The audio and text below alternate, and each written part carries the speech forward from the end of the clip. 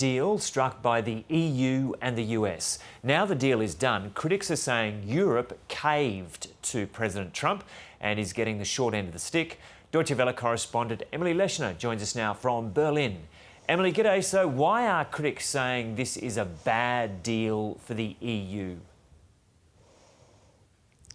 Well, the first and main reason is that 15% baseline tariff that will apply to around 70% of EU goods coming into the U.S. At the very start of these tariff negotiations, Europe was hoping and expecting that it would be able to secure a tariff rate that was in the single digits and really maintain what it had before the second Trump term, tariffs that were around 2.5% to 4%, depending on the product.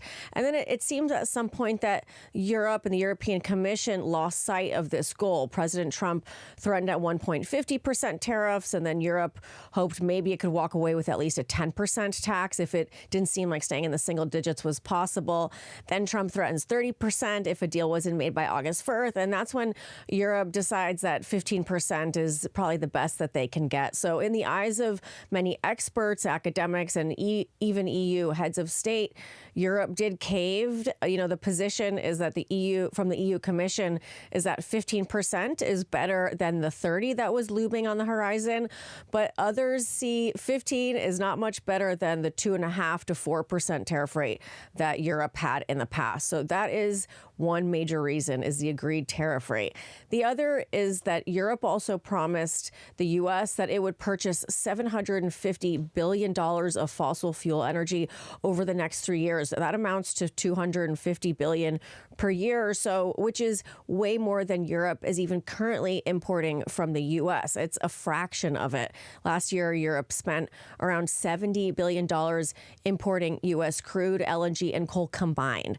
So again, it's a fraction of what they're promising every year.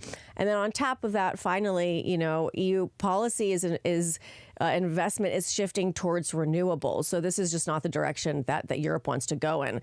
And Europe also promised $600 billion worth of investments in the U.S. And this comes at a time when the European economy is struggling, and a lot of leaders think that kind of investment could be better spent at home. So a couple of different reasons that people are not very happy in Europe with the trade deal as it stands. So why would the EU promise something it's unlikely to be able to deliver? Well, some analysts have criticized EU Commission President Ursula von der Leyen for promising investments and energy purchases when they say the power to do so doesn't even sit with the Commission, let alone just the sheer amount of the investment and the purchases that were promised, which now amounts to over €1 trillion. So why would the EU agree to do this? It's also possible that von der Leyen understands that ultimately this is a hard thing to enforce. And that in the past, the U.S. Has let other countries off the hook for not meeting purchasing commitments that were agreed upon during a trade deal. And one really good example of this is what happened a few years ago with the U.S. trade war with China. China agreed to buy an additional $200 billion in U.S. exports. When they came to a deal, they had a 2-year deadline to do so. And when time ran out, China had only paid around 58% of what it had promised. And there was no penalty. So some are saying that von der Leyen's deal was short-sighted, and then others say that she's playing the long game, that she's placating the Trump administration now with the expectation that things most likely will change in the future. They've changed a lot up until this point.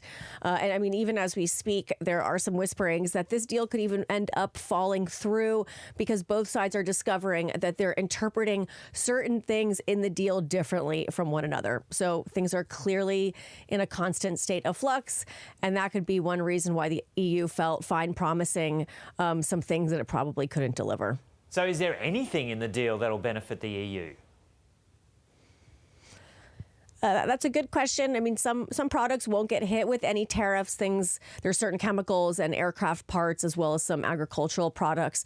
So it's good news for the aeronautical industry and for food producers right now. The EU is also trying to lock in a 0% tariffs for a few other products like wine and spirits. And some analysts are saying that the end to all the uncertainty is good for markets. That's one benefit to the deal, and it's also good for investors' confidence. We did did see the markets gain a bit after the initial announcement, but again, that could change very quickly, as we've seen.